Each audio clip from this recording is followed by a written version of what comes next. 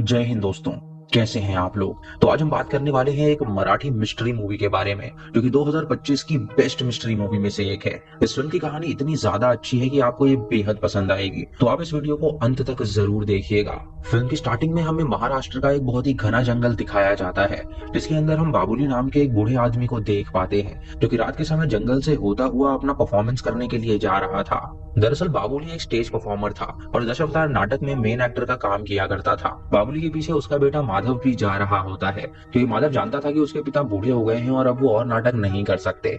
जब बाबुली नदी किनारे से होकर गुजर रहा होता है तो वहां पर उसे एक जैगुआर नजर आता है जो कि नदी से पानी पी रहा था, और ये देखकर बाबुली वहीं पर रुक जाता है। तभी माधव वहां पर आता है और वो जैगुआर उसे देखकर दहाड़ता है, लेकिन बाबुली माधव से कहता है कि उसे डरने की कोई जरूरत नहीं है, क्योंकि दरअसल ये जो जैगुआर है ये इस जंगल का प्रोटेक्टर है और अगर कोई इससे पंगा लेता है तभी ये उसे चोट पहुंचाता है, वरना ये किसी को कुछ भी नहीं कहता। वहीं भी हम उस एरिया के फॉरेस्ट ऑफिसर को भी देख पाते हैं जो कि वहां पर इलीगली शिकार किया करता था। वो जब उस जैगुआर को देखता है तो वो उसे शूट करना चाहता है, लेकिन बाबुली तभी एक पत्थर उठा के उसके सर पे मारते हैं, जिससे कि वो जैगुआर वहां से भाग निकलता है और फॉरेस्ट रेंजर उसे शूट नहीं कर पाता। उसके बाद फॉरेस्ट रेंजर बाबुली के पास आता है और माधव से कहता है कि तेरे पापा ने मेरे शिकार को जाने दिया, लेकिन बाबुली उससे कहता है कि वो उसका शिकार नहीं बल्कि वो प्रोटेक्टर था और अगर वो मरता तो यहाँ पे अनर्थ हो जाता। वो फॉरेस्ट ऑफिसर से ये भी कहता है कि उसे जंगल की रिस्पेक्ट करनी चाहिए क्योंकि वो यहाँ पे इलीगली शिकार करता है। उसके बाद बाबुली उस जंगल के एक प्राचीन श्राइन में जाता है जहाँ पे जमीन पे एक मूर्ति रखी गई थी और गांव वालों का मानना था कि ये जो मूर्ति है वो जंगल को प्रोटेक्ट करती है। बाबुली वहाँ पे दिया जलाता है और कहता है कि मेरी जनरेशन भी यहाँ पे आके दिया जलाएंगी क्योंकि यहाँ पे जो भगवान मौजूद है वो इस जंगल की रक्षा करते हैं। तभी उन्हें वहां पर शूटिंग की आवाज आती है, जिसे वो दोनों समझ जाते हैं कि उस फॉरेस्ट रेंजर ने जरूर कोई ना कोई जानवर मार दिया है। तभी उस मूर्ति के अंदर से स्मोक निकलने लगता है और ये देखकर बाबुली हैरान हो जाता है और वो माधव से कहता है कि देवता अब नाराज हो गए हैं, और जब भी वो नाराज होते हैं ऐसे ही स्मोक यहाँ से निकलता है, यानी कि जरूर कोई बहुत बड़ा अनर्थ होने वाला है। उसके बाद बाबुली दशावतार परफॉर्म करने के लिए तैयार हो जाता है और फिर वो यमराज बन के वहां पे जाता है और परफॉर्मेंस देता है। उसको परफॉर्मेंस देखने के लिए वहां पे सभी गांव वाले मौजूद होते हैं और उस गांव का मुखिया तांदेल भी वहां पर मौजूद होता है। तभी बाबुली का पैर फिसल जाता है जिससे कि वो नीचे गिर जाता है और अगली सुबह माधव बाबुली को लेकर डॉक्टर के पास जाता है। यहाँ डॉक्टर जब बाबुली को चेक करता है तो माधव को बताता है कि इनकी आई साइट बहुत ज्यादा वीक हो गई है, जिसकी वजह से रात को इन्हें दिखता नहीं है और इसी वजह से रात को ये परफॉर्म करते हुए गिर गए होंगे, इसलिए जल्द से जल्द इनकी परफॉर्मेंसेस को बंद कराना पड़ेगा। और अगर ये ऐसे ही रात को परफॉर्म करते रहे तो लाइट की वजह से इनकी आंखों पे प्रेशर पड़ेगा जिससे कि ये पूरी तरह अंधे हो जाएंगे। माधव डॉक्टर से कहता है कि वो पहले ही इन्हें मना करता है दशावतार परफॉर्म करने के लिए, लेकिन बाबुली उसकी बात बिल्कुल भी नहीं मानते हैं। डॉक्टर उन्हें कुछ दवाई लिख के देता है और कुछ पैसे भी देता है वो दवाई खरीदने के लिए, और वो उनसे बिल्कुल भी फीस नहीं लेता क्योंकि बाबुली सभी भगवान के परफॉर्मेंसेस करते थे और पूरे गांव में उनकी काफी ज्यादा इज्जत थी। और उनका बेटा जो माधव था वो सिर्फ अपने पिता का ही ध्यान रखा करता था, इसी चक्कर में वो जॉब भी नहीं करता था। बाबुली अब बूढ़े हो रहे थे इसलिए गांव में सभी लोग उन्हें मैड कह के पुकारते थे। डॉक्टर को दिखा के बाबुली तुरंत वहां से चले जाते हैं और माधव देखता है कि उसके पिता वहां से जा चुके हैं, इसीलिए वो उन्हें ढूंढने लगता है। बाबुली उस जंगल की बहुत ज्यादा रिस्पेक्ट करते थे और यहाँ तक कि चींटी से लेकर हाथी तक वो सबकी चिंता करते थे। बाबुली देखता है कि कुछ चींटियां हैं जो कि रास्ता पार कर रही हैं, तो वो उन चींटियों को पत्ते पे रख के उन्हें रोड के उस पार कर देता है ताकि उनकी जान न चली जाए। तभी वहां से एक ट्रक आ रहा होता है जो कि बाबुली को ठोकर मारने वाला था, लेकिन तभी वहां पर वंदना नाम की एक लड़की आ जाती है जो कि उन्हें बचा देती है। बाबुली उससे पूछते हैं कि आखिर वो कौन है, तो बताती है कि उसका नाम वंदना है और वो गाँव के पंडित जी की बेटी है। तभी वहां पर माधव भी आ जाता है और वंदना को देख के वो शॉक हो जाता है और बाबुली के पीठ पीछे वंदना उसे टीज करने लगती है, जिससे हम जान पाते हैं कि वो दोनों रिलेशनशिप में हैं। अब रात होते ही बाबुली अपने नेक्स्ट परफॉर्मेंस के लिए तैयार हो जाता है, लेकिन माधव किसी भी हाल में उन्हें वहां पे नहीं जाने देना चाहता था, इसीलिए वो बाहर से दरवाजा ही लॉक कर देता है और कहता है कि आज वो उन्हें वहां पर नहीं जाने देगा। वो नाटक परफॉर्म करने वाले दो लोग वहां पर आते हैं बाबुली को लेने के लिए, लेकिन माधव उनसे कहता है कि अगर वो ऐसे ही परफॉर्मेंस करते रहे तो उनकी आई साइट पूरी तरह चली जाएगी, जिसकी वजह से उन्हें दिखना बंद हो जाएगा और वो नहीं चाहता कि उसके पिता दृष्टिहीन हो जाए, इसीलिए वो उन्हें वहां पे हरगिज नहीं जाने देगा। बाबुली उससे कहता है कि वो उसे वहां पर जाने दे, लेकिन वो उनकी बात नहीं सुनता और दरवाजा नहीं खोलता और दरवाजे के बाहर ही वो सो जाता है।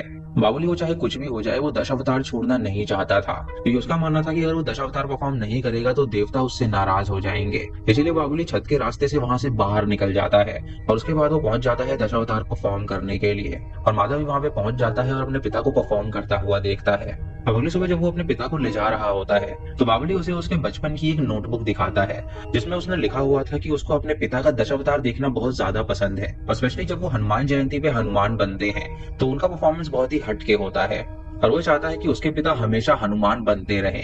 बाबुली कहता है कि बचपन में तूने ये लिखा था और अब तू मुझे कह रहा है कि मैं दशावतार बंद कर दूं। माधव अपने पिता का ये बचपना देखकर हैरान हो जाता है और वो कहता है कि ठीक है, अगर आप परफॉर्मेंस करना ही चाहते हैं तो आप करिए, लेकिन आपको बाकी दशावतार परफॉर्म करने का कोई जरूरत नहीं है। पूरे साल आप सिर्फ हनुमान जयंती पे ही परफॉर्म करेंगे हनुमान बन के। बाबुली ये सुन के कहता है कि ये मुमकिन बिल्कुल नहीं है, क्योंकि अगर मैं बाकी दशावतार परफॉर्म नहीं करूंगा तो देवता नाराज हो जाएंगे। शाम को बाबुली माधव के लिए खाना बनाता है और उसे खाना खिलाता है और वो माधव से कहता है कि वो उसके लिए अपना जीवन बर्बाद ना करे, वो कहीं जॉब करे और अपना घर बसाए। लेकिन माधव कहता है कि वो पूरी जिंदगी उनकी सेवा करना चाहता है और इसीलिए वो जॉब नहीं कर रहा, क्योंकि अगर वो जॉब में लग जाएगा तो उनका ख्याल कोई भी नहीं रख पाएगा। बाबुली उसकी नहीं सुनता और उससे कहता है कि तू जॉब ज्वाइन कर ले, लेकिन माधव अब मौका देखकर एक शर्त रखता है। वो कहता है कि अगर मेरी जॉब लग गई तो आप वादा करो कि आप दशावतार करना छोड़ दोगे। अब बाबुली ये सुन के काफी दुविधा में फंस जाता है, लेकिन वो उसकी ये शर्त मान लेता है। ये वो जानता था कि उसका बेटे की उम्र अब बढ़ती जा रही है और अगर वो अपना ख्याल नहीं रखेगा तो उसके लिए आगे चल के बहुत ही दिक्कत होने वाली थी। अब माधव जब घर से बाहर निकलता है तो वंदना उससे मिलने के लिए आती है, जहाँ माधव उसे बताता है कि उसके पिता मान गए हैं दशावतार छोड़ने के लिए, लेकिन उसके लिए उसे जॉब पकड़नी पड़ेगी। वंदना उससे कहती है कि जॉब जब उसकी लग जाएगी तब वो उसके घर आए उसका हाथ मांगने के लिए, लेकिन माधव कहता है कि उन दोनों की कास्ट बिल्कुल भी मैच नहीं करती है, जिसकी वजह से उसके पिता उनकी शादी के लिए राजी नहीं होंगे। वंदना कहती है कि उसके पिता इन सब में बिल्कुल नहीं मानते हैं और अगर तुम्हें जॉब जल्दी चाहिए तो क्यों ना तुम गांव के मुखिया से मिलो, क्योंकि तांदेल के बहुत ही ज्यादा कनेक्शन है और वो उसे एक चुटकी में जॉब दिलवा सकता है। तो माधव बाबुली को लेकर तांदेल से मिलने के लिए जाता है और तांदेल की आदत थी कि वो हर सुबह नदी में नहाया करता था, इसीलिए वो लोग नाव के जरिए वहां पे पहुंचते हैं। वो तांदेल से रिक्वेस्ट करते हैं कि वो उसकी जॉब लगवा दे, तो तांदेल उनसे कहता है कि वो एक शर्त पे उसकी जॉब लगवाएगा, अगर बाबुली उसे स्विमिंग में हरा पाए तो वो उसकी जॉब लगवा देगा। पर ये सुन के बाबुली तुरंत पानी में कूद जाता है और स्विमिंग करने लगता है, लेकिन उसकी सांस फूल जाती है तो वो लोग उसे बाहर निकालते हैं। तांदेल ये देखकर कहता है कि बाबुली मैं तो मजाक कर रहा था, मैं आपके बेटे की जॉब जरूर लगवा दूंगा। यहाँ जंगल में एक माइनिंग कंपनी चालू हुई है और वो उसके मालिक को जानता है, तो वो उसे कह के वहाँ पे उसकी जॉब लगवा सकता है। अब 2 दिन बाद वहाँ पे वो कैबिनेट मिनिस्टर आता है जिसकी वो माइनिंग की कंपनी थी और वहाँ पे कुछ लोग प्रोटेस्ट भी कर रहे थे उस माइनिंग को बंद करने के लिए, क्योंकि वो जो माइनिंग कंपनी थी उसकी वजह से पर्यावरण का नुकसान हो रहा था। उस कैबिनेट मिनिस्टर का बेटा भी वहाँ पे होता है जिसका नाम मोंटी होता है और वो एक बहुत ही ज्यादा घमंडी लड़का था।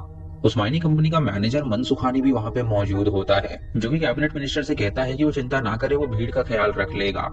तभी बाबुली वहाँ पर माधव को लेकर आता है और उनसे कहता है कि वो उसके बेटे को कोई जॉब दे दे और कैबिनेट मिनिस्टर ये देखकर उससे कहता है कि वो यहाँ पे उसे जॉब देने के लिए तैयार है। वो मनसुखानी से कहता है कि अगर वो गाँव के किसी लड़के को यहाँ पे जॉब देंगे तो गाँव वाले भी उनके साथ हो सकते हैं, इसीलिए उसे जॉब पे रखना बहुत ज्यादा जरूरी है और इसी मकसद की वजह से वो लोग उसे जॉब पे रख लेते हैं। बाबुली माधव को समझाता है कि ये जॉब करने की उसे कोई जरूरत नहीं है, क्योंकि इनका जो मकसद है वो पर्यावरण को नुकसान पहुंचाना है। लेकिन माधव उनसे कहता है कि उसे बस यहाँ पे काम करना है और उस काम के उसे पैसे मिलेंगे जिससे उसका जीवन अच्छा हो जाएगा। इधर वो कैबिनेट मिनिस्टर के पास वो इंजीनियर आता है और वो कहता है कि इस जंगल में एक बहुत ही पुराना श्राइन है और श्राइन के नीचे अगर वो माइनिंग करेंगे तो उसके नीचे उन्हें बहुत सारी चीजें मिल सकती हैं, जिससे कि वो बहुत ज्यादा अमीर हो सकते हैं। कैबिनेट मिनिस्टर सुन के कहता है कि वहाँ की जो जमीन है वो सरकार के अंडर आती है, लेकिन उसने फॉरेस्ट ऑफिसर से बात कर ली है और वो जमीन देने के लिए उन्हें तैयार हो गया है। तांदेल सुन के कहता है कि वो जो श्राइन है वो बहुत ही पुराना है और वहाँ पे देवता रहते हैं, तो उसे छूना बहुत ही अनर्थ हो सकता है। लेकिन कैबिनेट मिनिस्टर बहुत ही ज्यादा लालची इंसान था, इसीलिए वो कहता है कि मुझे इन सबसे कुछ भी फर्क नहीं पड़ता। अब बाबुली उस मूर्ति के पास जाता है और वो देवता का शुक्रिया अदा करता है कि उनकी कृपा की वजह से उसके बेटे की जॉब लग गई। तभी माधव वहां पर आता है और बाबुली से कहता है कि अब वो दशावतार परफॉर्म तो नहीं करेंगे ना। तो बाबुली कहता है कि शर्त के मुताबिक वो अब से दशावतार परफॉर्म नहीं करने वाला और ये सुन के माधव बहुत ज्यादा खुश हो जाता है। माधव ये बात जब वंदना को बताता है तो वंदना भी बहुत ज्यादा खुश हो जाती है और वो कहती है कि अब तो उसकी लाइफ में सब कुछ सही हो गया है, उसको जॉब भी मिल गई है और उसके पिता भी मान गए हैं। अब माधव वहाँ पे काम करने लगता है और उसकी लाइफस्टाइल अच्छी होने लगती है और वो बाबुली को घड़ी भी गिफ्ट करता है। एक दिन वो माइनिंग कंपनी वाले प्लान करते हैं कि क्यों ना वो श्राइन को उड़ा दें, जिसकी वजह से वो वहाँ पर माइनिंग कर सके। इसलिए मनसुखानी अपनी टीम के साथ वहाँ पर जाता है और वहाँ पे बॉम्ब प्लांट करने लगता है। तभी माधव वहाँ पर आ जाता है और ये सब देखकर वो हैरान हो जाता है, क्योंकि वो जो मूर्ति थी वो गांव वालों के लिए एक आस्था थी और वो उसी आस्था के साथ खिलवाड़ कर रहे थे। माधव तुरंत ऑफिस में जाता है और सारी फाइल्स को चेक करने लगता है और उसे उनके मंसूबे के बारे में पता चल जाता है कि वो लोग उसके नीचे भी माइनिंग करना चाहते हैं, जिससे कि वो अमीर बन सके। अब इस बात से वो काफी ज्यादा हैरान हो जाता है और वो वंदना को भी बताता है कि यहाँ पर ये सब हो रहा है। तो वंदना उससे कहती है कि वो तुरंत थानेल के पास जाए, क्योंकि वो गाँव का मुखिया है और वो जरूर ये सब रोकने की कोशिश करेगा। इधर बाबुली आखिरी बार दशावतार परफॉर्म करने जा रहा होता है और वो उसके लिए तैयारी कर रहा था। और इधर माधव मुखिया के पास जाता है और उसे सारी बात बताता है। तो तांडेल उससे कहता है कि वो चिंता ना करे, वो सब कुछ संभाल लेगा। रात को माधव अपने पिता का परफॉर्मेंस देखने के लिए वहां पर पहुंचता है और उसका पिता उसे देखकर काफी खुश होता है, लेकिन माधव तुरंत वहां से कहीं और चला जाता है। रात को जब बाबुली वहां पे परफॉर्म कर रहा होता है तो गांव का एक व्यक्ति वहां पर भागता हुआ आता है और वो काफी टेंशन में नजर आ रहा था। वो वहां के म्यूजिशियन से कहता है कि बाबुली का जो बेटा है वो मर गया है, और इस उनके पूरा गांव काफी ज्यादा हैरान हो जाता है। सभी लोग वहां पर भागकर जाते हैं और उन्हें माधव की लाश पेड़ से लटकी हुई मिलती है, जिसे देखकर बाबुली हैरान हो जाता है और सोचता है कि आखिर ये सब क्या हो गया। वरना भी जब ये देखती है तो वो काफी ज्यादा रोने लगती है और बाबुली के तो पैरों तले जमीन ही खिसक जाती है। अब 10 दिन बाद बाबुली चावल रखता है ताकि कौवा उसे खा सके, लेकिन कौवा उसका सेवन नहीं करता, जिससे बाबुली समझ जाता है कि कोई ना कोई गड़बड़ जरूर है और उसके बेटे ने आत्महत्या नहीं करी है बल्कि ये मर्डर है। तभी वहां पर पुलिस वाला परब और उसके साथ कांस्टेबल उज्ज्वला आते हैं, जो कि बाबुली से कहते हैं कि वो लोग इस केस को अब बंद कर रहे हैं क्योंकि उसके बेटे के लेटर के मुताबिक उसने आत्महत्या करी है। वो लोग बाबुली का अंगूठा जबरदस्ती उस पेपर पे लगा देते हैं और बाबुली जब उनसे वो लेटर दिखाने के लिए कहता है तो वो लोग कहते हैं कि वो एविडेंस रूम में रखा हुआ है और वो उसे अब वो नहीं दिखा सकते। उज्ज्वला बाबुली से कहती है कि उसके बेटे का फोन अभी तक नहीं मिला है और अगर उसका फोन उसे मिलता है तो वो सबसे पहले उन्हें आकर दे। लेकिन दोस्तों यहाँ पे हम देख पाते हैं कि पुलिस भी उस कैबिनेट मिनिस्टर से मिली हुई थी। रात को बाबुली से मिलने के लिए वंदना आती है, जहाँ पे वो बाबुली को अपने और माधव के रिश्ते के बारे में बताती है और वो कहती है कि उसका मर्डर हुआ है। वो उसे बताती है कि सबसे पहले उसने मुझे ही कॉल किया था और बताया था कि वो लोग जंगल को नष्ट करने वाले हैं और मैंने उससे कहा था कि वो सबसे पहले थांदेल से जाके मिले क्योंकि थांदेल उनके गांव का ही आदमी है और वो जंगल को नष्ट नहीं होने देगा। अब बाबुली ये बात सुनकर तुरंत थांदेल के पास जाता है उससे मिलने के लिए, लेकिन थांदेल कहता है कि सबका यही कहना है कि उसके बेटे ने आत्महत्या करी है, लेकिन बाबुली कहता है कि उसका मानना है कि वो मर्डर है। बाबुली अब पूरी तरह समझ जाता है कि ये सब कुछ न कुछ तो छुपा रहे हैं, इसीलिए वो खुद ही सबूत इकट्ठा करने के लिए जंगल में चला जाता है। और रात को जब वो वहां पर ढूंढ रहा होता है तो वहीं पर उसे माधव का फोन मिल जाता है, जिसे देखकर वो हैरान हो जाता है और वो तुरंत उसे वंदना के पास लेकर जाता है, जहाँ पे वंदना उस फोन को खोलती है और उसके वॉइस मैसेज सुनती है जिसमें माधव ने कहा था कि वो उसका पीछा कर रहे हैं और वो लोग उसे मार डालेंगे। ये सुन के बाबुली के हाथ सबूत लग जाता है कि उसके बेटे ने आत्महत्या नहीं की थी, इसीलिए वो पुलिस इंस्पेक्टर परब के पास जाता है और उसे वो फोन देता है और कहता है कि उसके बेटे ने आत्महत्या नहीं करी है बल्कि कोई उसका पीछा कर रहा था उसे जान से मारने के लिए। अब परब उसका फोन एज एविडेंस रख लेता है और बाबुली से कहता है कि तुम यहाँ से चले जाओ, और उसके बाद परब तुरंत वंदना के घर पहुंच जाता है।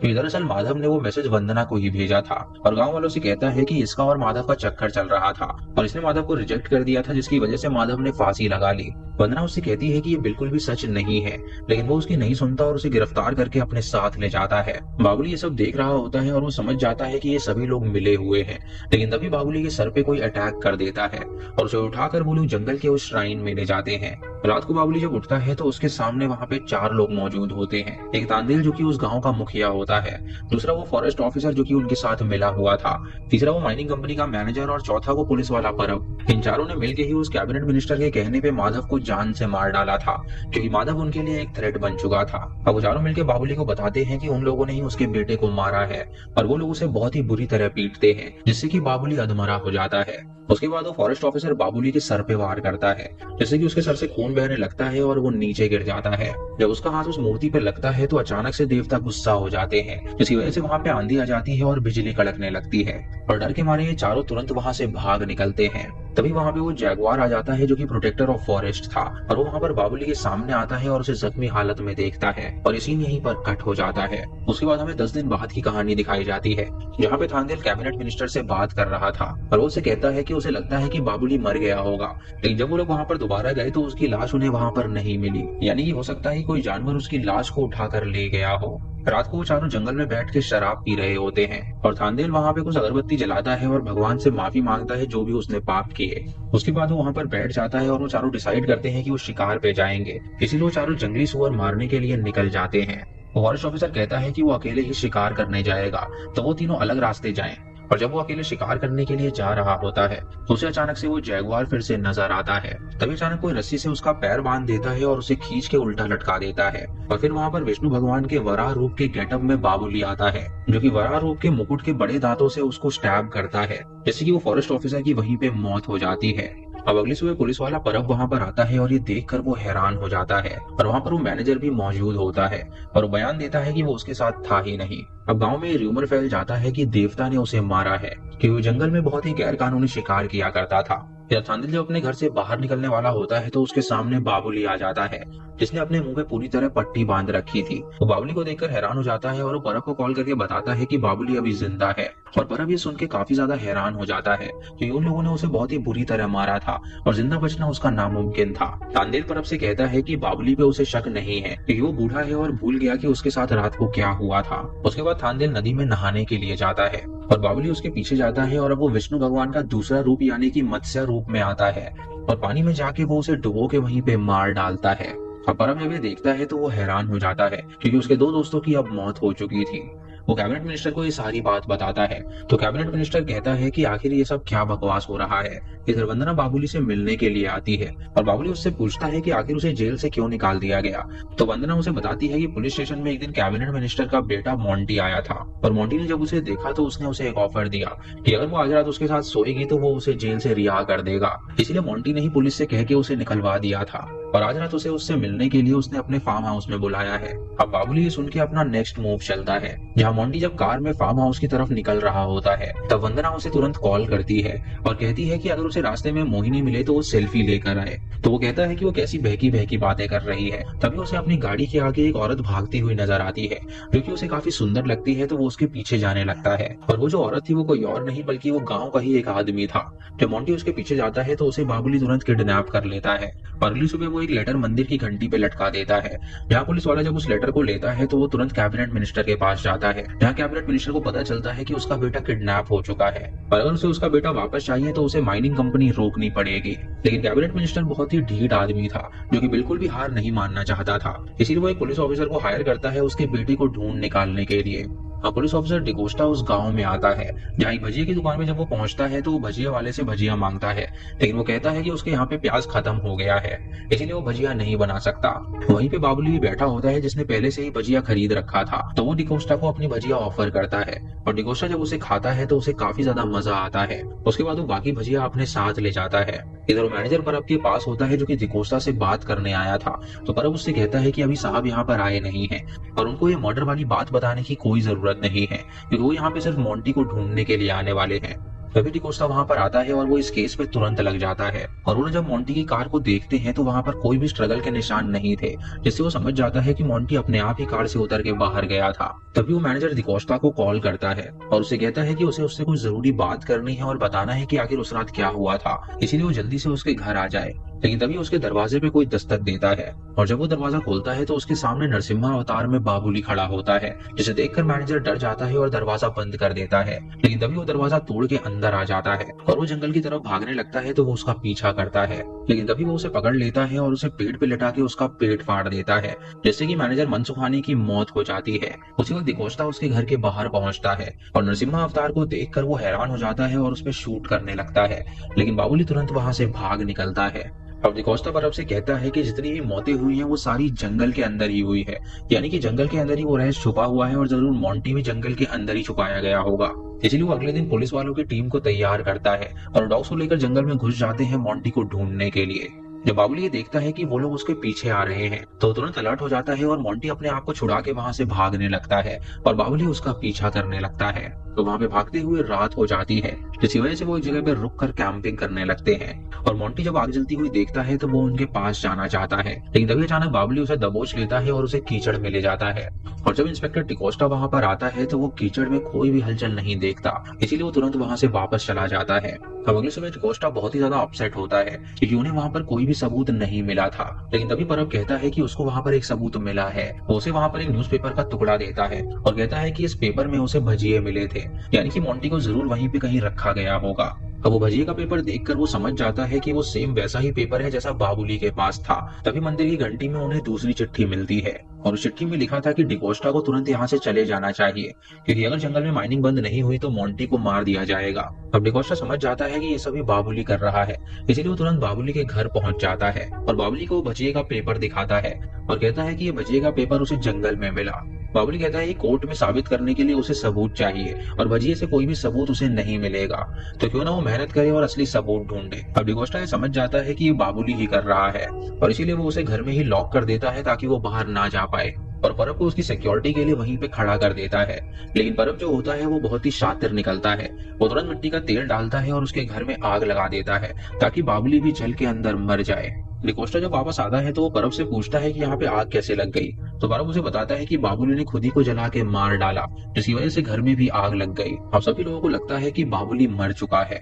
और अगली सुबह होते ही मोंटी की एक वीडियो सोशल मीडिया पे डाल दी जाती है, जहाँ पे मोंटी कहता है कि उसके पापा बहुत ही गलत आदमी हैं, जो कि जानबूझ के उस एरिया को एक्वायर करना चाहते हैं, क्योंकि उस जगह पे माइनिंग करके उन्हें बहुत सारी चीजें मिल सकती हैं और उन्हें पता है कि पर्यावरण का नुकसान हो रहा है, लेकिन वो लोग कोई भी चिंता नहीं करते। अब इस वीडियो की वजह से वो कैबिनेट मिनिस्टर की बहुत बेइज्जती होने लगती है और वो डिकोस्टा को कॉल करता है और पता करने के लिए कहता है कि उसका बेटा कहाँ पर है।